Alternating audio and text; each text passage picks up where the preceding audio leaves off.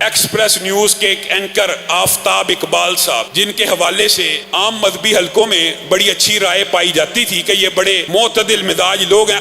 اگرچہ وہ ان کے جو پروگرامز ہوتے ہیں کئی مرتبہ اس کے اندر فحاشی کا ٹچ بھی ہوتا ہے، لچرپن کا ٹچ بھی ہوتا ہے، اور اب تو جو انہوں نے بات کہہ دی ہے اور لوگوں نے ان کو جواب بھی دے دیا کہ میراثی پن کا ٹچ بھی ہوتا ہے، انہوں نے ایک پروگرام کیا اور کرتے کرتے یہاں تک پہنچے کہ 73 سال سے اس ملک کو لوٹا جا رہا ہے، نعوذ باللہ ثم نعوذ باللہ، اور کہہ دیا تم نے میدان احد میں بھی یہی کچھ کیا تھا، چند نبینا فنکار انہوں نے بنائے ہوئے تھے جو کسی مال کو لوٹ رہے تھے، اور معاذ اللہ انہوں نے یہ کہا صحابہ کے ساتھ مثال دیتے ہوئے کہ تم نے میدان احد میں بھی یہی کام کیا تھا، معاذ اللہ ثم معاذ اللہ۔ میرے بھائیو، ایک بات سمجھنے کی ضرورت ہے، بہت اہم ہے۔ صحابہ کرام کے بارے میں کچھ فلاسفرز، کچھ تھنکرز نے آپ کو ایسا مغالطہ ڈالا ہوا ہے، آپ سمجھتے ہیں یا شاید یہ بات ٹھیک ہے۔ ایک پہلی بات، مال غنیمت لوٹنا، یہ مال غنیمت کے ساتھ لوٹنا کا لفظ صحابہ کے شان ہے ہی نہیں، مال غنیمت کو ہمیشہ سمیٹنا کہنا چاہیے۔ اور دوسری بات، یہ مغالطہ کس نے ڈال دیا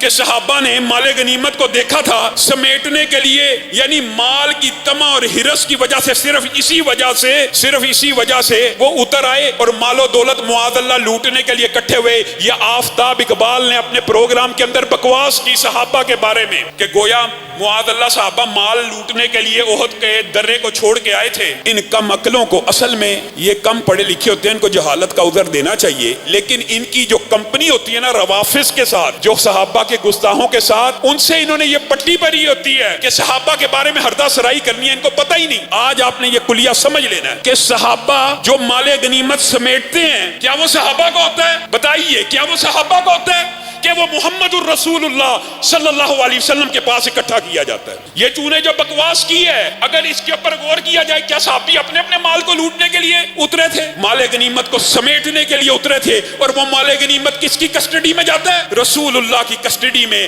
امیر لشکر کی کسٹڈی میں، جو اپنی مرضی سے پھر تقسیم کرتا ہے۔ یا جو ریاست کو ضرورت ہو تو یہ خیال سوچ لینا بھی کہ صحابہ نے اپنے مال کو سمیٹنے کے لیے نہیں، وہ تو رسول اللہ کے لیے ہوا۔ جو واقعہ وہ یہی ہے کہ صحابہ نے سمجھا فتح ہو گئی، جب فتح ہو گئی مال غنیمت پڑا ہوا ہے، انہوں نے سمیٹنے کے لیے اتر آئے۔ اس میں کوئی دو رائے نہیں ہے کہ رسول اللہ نے کہا تھا نہ اترنا، اسی لیے اللہ تعالیٰ نے صحابہ کو یہ سبق بھی پڑھانا تھا کہ رسول اللہ کا چھوٹے سے چھوٹا قول بھی کتنا اہم ہے۔ رسول اللہ کا یہ قول تو اہم ہے، لیکن یہ اہم نہیں ہے کہ صحابہ کے بارے میں بکواس نہیں کرنی۔ جو کوئی کسی صحابی کے بارے میں بکواس کرے، صحیح حدیث ہے، اس کے اوپر انسانوں کی، فرشتوں کی، رسول اللہ کی، جمیع مخلوقات کی لعنت ہوتی ہے۔ یہ حدیث نہیں سننی۔ پہلی بات یہ سمجھنے کی ضرورت ہے کہ مال غنیمت صحابہ اپنے لیے نہیں تھے سمیٹ رہے، امیر لشکر رسول اللہ صلی اللہ علیہ وسلم کے لیے سمیٹ رہے تھے۔ آج کے بعد کوئی بھی دوبارہ یہ بکواس کرے تو وہ صحابہ کے اوپر تان نہیں کر رہا، بلکہ رسول اللہ کے اوپر کر رہا ہے۔ اگر کر رہا ہے تو پھر ہوا یہ کہ سوشل میڈیا پہ محبان صحابہ نے احتجاج کیا۔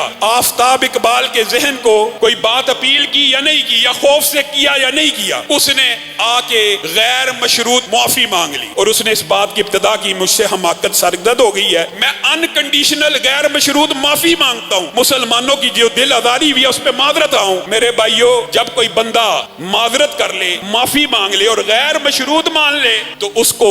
صحابہ کی تعذیراً جو شرعی سزا ہے اس حوالے سے بھی یہ موقف ہے۔ ایک بندہ صحابہ کی اگر توہین کرتا ہے اور بعد میں توبہ تائب ہو جاتا ہے اور ارادہ کرتا ہے آج کے بعد توہین نہیں کروں گا، تو اس کو معاف کیا جائے گا، اس کو معاف کیا جائے گا، کیونکہ صحابہ کی توہین رسول اللہ کی توہین نہیں ہے۔ حضرت عمر نے، حضرت ابو بکر نے یہ کلیہ طے کر دیا۔ آپ کہا گیا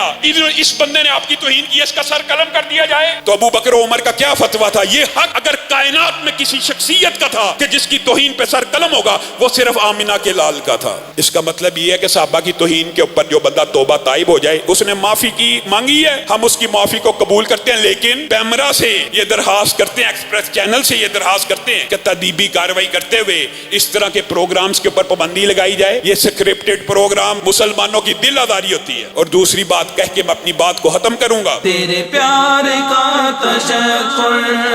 بھلا پھر بھی کب ادا ہو، یہی بس میری دعا ہو کہ ہو سحر یا مسا ہو، میں سلام تجھ پہ بھیجوں میں درود پڑھتا جاؤں، میں سلام تجھ پہ بھیجوں، میں درود پڑھتا جاؤں، سلام تجھ پہ بھیجوں، میں درود پڑھتا جاؤں، صلی اللہ علیہ وسلم۔